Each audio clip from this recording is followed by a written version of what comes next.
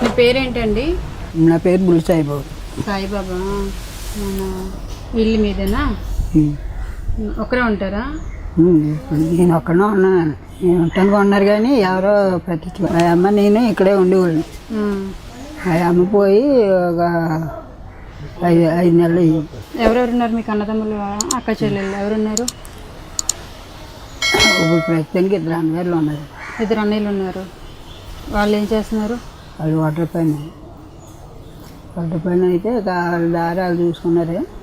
ఈ ఇల్లు మట్టికి నా పేరున వచ్చేసి నువ్వు అమ్మని చూసుకుంటూ ఉంది ఇక పట్టించుకోమని గురించి చెప్పేశారు. అలానే పట్టించుకోమని చెప్పేశారా?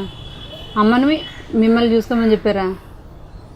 అమ్మని నాకు అప్పు చెప్పేసి ఇక దారుణాలు. వాళ్ళ కాళ్ళు చేతులు బాగానే ఉన్నాయా?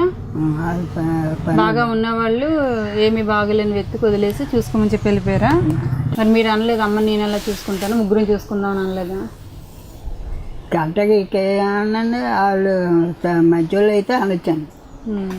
ఇంకా మా నాన్న చెప్తే తీసుకెళ్ళి రాక సర్లే ఎలాగలా నేనే తాంటాలు పడుతుందా అని నేను ఆళ్ళ నుంచి వచ్చేసి ఇక్కడ ఇల్లు నాదే.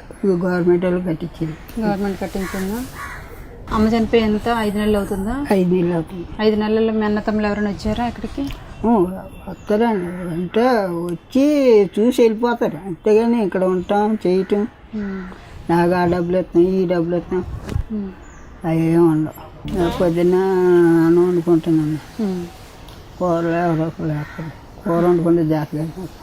కూర వండుకోలేరు, ఎవరైనా పెడితే తింటారు, లేకపోతే లేదు. అన్నం మట్టుకు తాలు బియ్యం పొయ్యి మీద పెట్టింది. అది బొగ్గు పొయ్యి మీద. అది ఇప్పుడు నేను కిరాణా సామాన్లు ఏమి ఇచ్చినా మీరు వండుకోలేరు అయితే? వండుకోవాలండి. కాకపోతే ఎవరికైనా ఇచ్చి వండిస్తాను ఇవాళ నాకు కావాలంటే. తక్కువ వాళ్ళకి ఎవరికి ఇచ్చినా అమ్మ నాకు ఇది కుక్కర్ గాయ అది గాయ అంటే కాస్తాయి. ఇప్పుడు అన్నం బట్టి నేను వండుకోగలను. మీరు వండేసుకుంటారు? అంటే కూరలు అంటే నా జాగ్రత్త వండుకుంటాను. ఎవరికైనా ఇచ్చి వండమంటే వండుతారు. మీరు పెళ్లి చేసుకోలేదా? పెళ్లి చేసుకున్నాను కానీ ఆవిడ ఉండలేదా? అది ఎలాగన్నవాడిని బాగున్నవాడుగా చేయట్లేదు. మరి అంటే ఇప్పుడు ఎందుకు పెళ్లి చేసుకుంది ఆవిడ?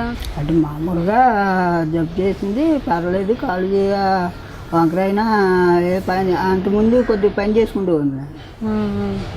పని చేసుకుంటే పర్వాలేదు పెంచుతలే అనుకుందా.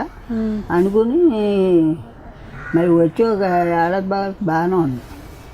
ఉండక మరి చుట్టుపక్కల ఎవరో ఏ కెరెక్కిచ్చారో ఏం చేశారో మీ అమ్మని వదిలేసి నా దగ్గరికి వచ్చినా. మీ అమ్మని వదిలేసి మొత్తం అంటే వేరే కాపురం పెట్టనుంది. వాళ్ళ ఊరిలో పెట్టమంటే నేను అలాగ వచ్చి మనిషిని కదమ్మా.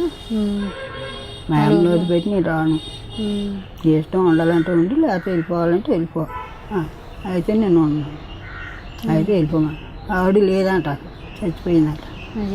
అంత పెళ్ళి అయింది. పిల్లలు ఉన్నారు? మరి పిల్లలు గట్ట ఎవరు లేరు. ఓకే. మరి ఇంట్లో రేషన్ ఎన్ని కిలోలు వస్తున్నాయి? 35 కేజీలు వస్తుంది. 35 వస్తాయా? అంటే 35 అంటే ఈ మధ్య తీసేస్తానండి. మా అమ్మ ఉన్నప్పుడు రాసేది, ఈ మధ్యన తీసేస్తున్నాను. తీయకుండా మరి నేను అక్కడ కదా వండి తినేది. అవి తీసేస్తాను. మరి నేనే ఆధారం ఎట్టి కట్టా అంటే పాపం అలాగ వచ్చేది. మరి ఎప్పుడు తీసేస్తాను నమ్మకం లేదు. సుబ్రహ్మణ్యం తెలుసున్న ఆయన కానీ ఆయనే తీసేస్తాను అన్నాడు. తీయగానే మరి నేను ఉండేదే దాని మీద కదా ఆధారం. నేను పని గట్రా ఏం చేయలేనండి. పని చేసుకోలేరులేండి. ఎలా నిలబడ్డ సరిగ్గా నాకు కాళ్ళు నిలబడి ఉన్న వాళ్ళే సరిగ్గా చేయలేరు.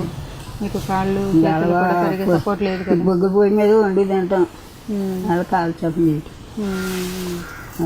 ఎలా పని చేయాలంటే గొడవలైనా చేయాలన్నా కూర్చొని కూర్చాను. కూర్చొని చూసుకోవాలి. సరే, మరి నీకు రేషన్ ఇస్తాను, వండుకుంటావు కదా. అయితే తెప్పించుకుంటావా?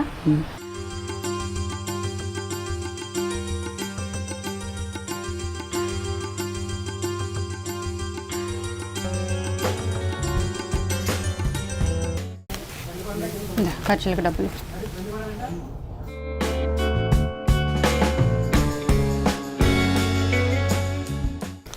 సరేనా? మరి నేను వెళ్ళరానా? మంచిగా కూర వండుకుంటావు కదా. మరి బట్టలు ఉందా పెట్టేసుకో ఇంకోండి. నేను వెళ్ళి వస్తాను, సరేనా? హ్యాపీగా ఉండండి, బాగా భోజనం చేయండి, సరేనా?